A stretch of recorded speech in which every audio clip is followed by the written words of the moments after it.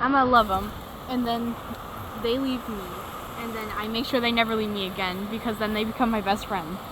Or you bury their body in the backyard so they can't ever escape you anyway. I don't know what you're talking about. So, yeah, other than discussing dating, we're coming off the main trail here down to the Flume Trail, which is appropriately named because of that. I have fond memories of that.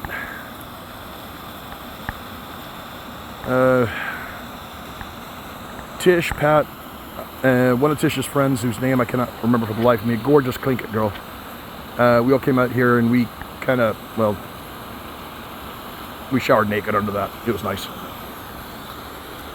TMI for some of you. Fuck it, don't care. Anyway, so some of these pipes you're seeing right there have been there since the 19th century and early 20th century from the mines and whatnot. There's still some mining residue that's left behind, just different equipment and things like that. It's par for the course because this was a mining area. Their gold mines were further up the hill. And now it's basically just part of history. But it's iron. Nature will absorb it eventually. And that was the pool we went skinny dipping in. Jump at concrete. Yeah. That chunk of concrete, that's the other thing. This place does not really give a shit about mankind's achievements. That chunk right there, that wasn't there when I was last here. That was actually up on the hill. It broke loose and dropped and will probably be crushed into chunks that are unrecognizable as man-made within about 10 years. This place gets rid of what man creates pretty damn quickly unless it's made of stone. Yep. Yep. Okay, so if you look over here, check right here, baby girl. All right, see where it's leaking out right there? Mm-hmm. All right, that's where you want to tap it, because you want to either take a survival straw and punch it in there, or just collect it from here with either hand pump, whatever you got. Hand pump, scoop it up with a hand cup, whatever you need. If you ever need to refill a canteen or a bug, do it from here, because that has not had a chance to get any bacteria in it. It's fairly fresh. You'll have dirt and shite in there, but you can filter that out of the cloth. There's springs like that all over the place up here. That's the one thing about this region. Southeast Alaska is water rich. Very water rich. Here's another one over here. So you want to look for these when you're up hiking and such if you need to refill water. Collect it from here instead of the river if you can, because this is about as pure a source as you're going to get. It's been filtered through the muskeg and the earth. It's not the best tasting. It tastes kind of like bitter tea, but because it's got tannin from the muskeg in it, but it's going to be relatively healthy by comparison. And this is all new. They added this in since I was last up here. But fucking tourists, what do you expect? And they're basically, as Josh phrased it, Juneau is unfortunately held hostage by the cruise line industry, at least for now. So, areas like this, which are close to downtown where the tourists congregate, they made conveniences. I have to get my snark on. They've added modern conveniences for all the fat fucking tourists coming up from the lower 48 that can't be bothered to get off their asses and fucking hike up here like the rest of us do. I mean, for fuck's sakes, my 13-year-old daughter can kick the shit out of them in hiking, and she sits in front of a computer most of the time. That sounds like I love you. Seriously, you can handle yourself better up here than any of them can. So that dam right there is where it goes into the flue. This has actually been here for a long time, but they modernized it a bit and cleaned it up quite a bit. Looks like they rebuilt a lot of the stuff they did. And this trail was not, well, this trail was here, but it wasn't built out like this. So again, they made it easier for the touristas. But this was just rough trail when I was last up here. And they built this over the last year. So, it's, blah. She and I were having a discussion about this, and that's one of the problems that I've got is the tourist industry is kind of necessary for here for the economy. Well, not necessary, but it's damned handy. The economy would be a lot weaker if they weren't here. But it's not the only thing that we can bring in to make money. I just wish they would not act like complete raving jackasses when they did come up. I'd say 5 in 7 tourists are decent people, but 2 out of those 7 aren't worth the fucking flesh they're printed on, and often do dumb shit that causes people to get hurt or killed, or put themselves at risk. So yeah, remember when we were last out here, they were building all this right here. They had all this under construction right there to build out a walkway across the dam and rebuild the flue a little bit. So this is what the trail was like when I was here growing up. This is what I prefer. The only problem is I have a tendency to walk so fucking quiet in this kind of terrain like this. I know that sounds weird, me being as big as I am, that I will walk right up on a damn bear without it knowing I'm there. That's dangerous. So if I'm talking a lot, that's because bears are coming out of hibernation right now, and I don't want to get one pissed off at me, because I don't want to get mauled and I don't want to have to shoot it. So let's see.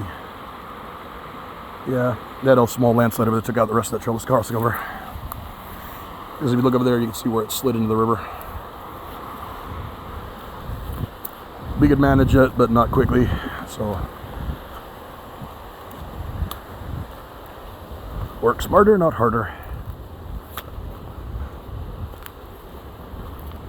That, at the end of the day, I'm fucking old. Get over it.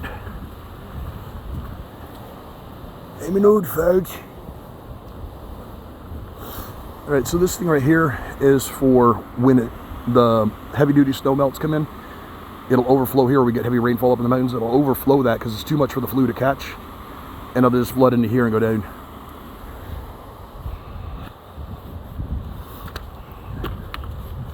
Yeah, another little landslide channel right there. These are caused when we get heavy rainfall coming off of snow melts, or heavy runoff from rainfall or heavy snow melts. And they'll just knock the rocks right downhill. I can't word today, damn.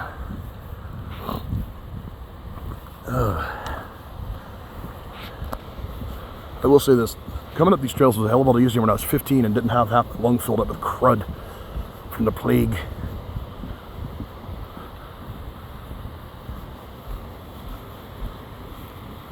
Because I love my children, but my wee one decided to bring home some lovely little coof from her preacher shop in elementary school and share. So yeah, it's kind of weird because even the man-made stuff just gets absorbed into nature around here and it becomes part of it. It's just strange how that works. And you see what actually lasts and what doesn't. A lot of the more modern stuff, especially modern concrete, that shite breaks down fast. Whereas the really, really old style stuff, iron, as opposed to steel, don't ask me why. The older concrete, things like that tend to last. They've had to repave this road at least twice in the past 5 years. They've repaved it since we were here in 2020 because this is new. It had potholes last time.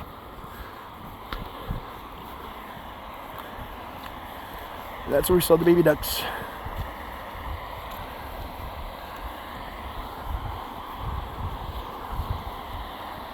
Alrighty, now this is why I come up here.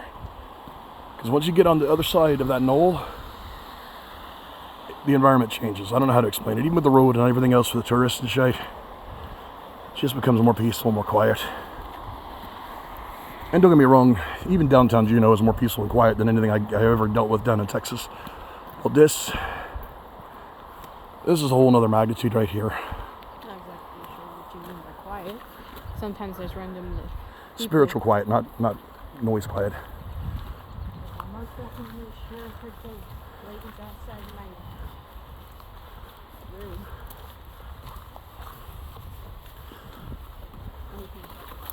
Well, yeah, granted. Oh yeah, I miss this. The ground is muskeg. It's soft and spongy, comfy as hell to sleep on. If you can find a flat ground. If you can find the flat ground, it's not bad. If you can't, then you kind of sleep on a bit of a hill. All right, we need to start heading back because I think we're way over the 30 minutes we said we'd be gone. I wouldn't know. I don't have the camera going. All right.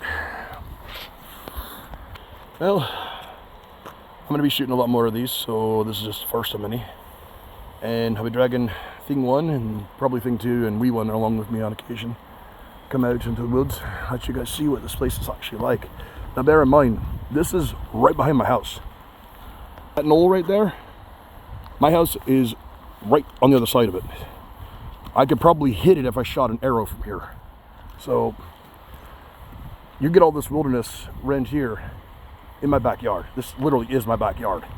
And you get all of this in what is the downtown, right next to the downtown area of the capital of the whole bloody state. That gives you an idea. This place is a true frontier. That's something a lot of people down there don't realize. They don't grasp it.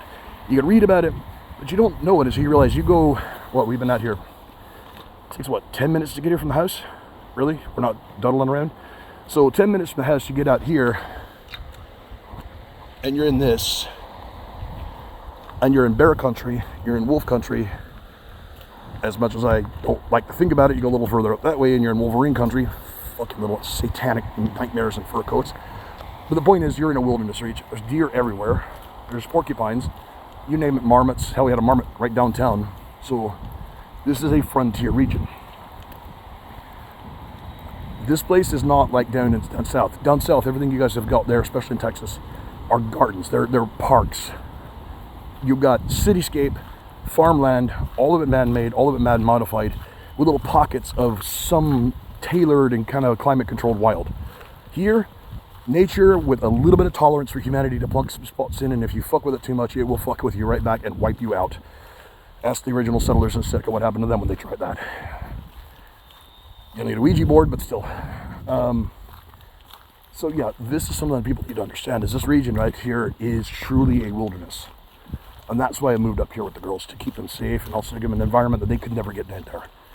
And they've prospered quite well. I mean, speak for yourself on that one. What? About how much you like it up here as opposed to down there. I don't speak for that. Child, difficult. You find a rock? Almost looks like a dumpling from a distance. Piece of quartz. This shit's everywhere. Oh yeah, there's quartz. You can't throw a rock, little, no pun intended, with a hidden quartz around here. So, I'm not shooting these with any expectation of doing documentaries or any shit like that. I'm not that good. I'm just mostly wanting people to see real world, real person's perspective on what it is to live in this region and to raise a family up here, especially, you know, as a single dad. And since my ex has not moved up here yet, it's just me and my brother trying to wrangle the kids. When she gets up here, it's gonna be a lot better because her and her boyfriend are gonna be up here. We got really good co-parenting relationships, so that helps. And then I'm trying to get a lot of my friends up here because honestly, I think some of them would do better up here than they'll do down there. Some of you are watching this right now, so you know what I mean.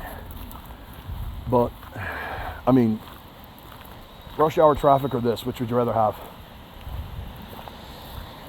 It ain't easy, it requires some smarts, and you got to get used to a little more primitive life, but totally bloody worth it to me. Anyway, so that's it for today. I'll do another one tomorrow.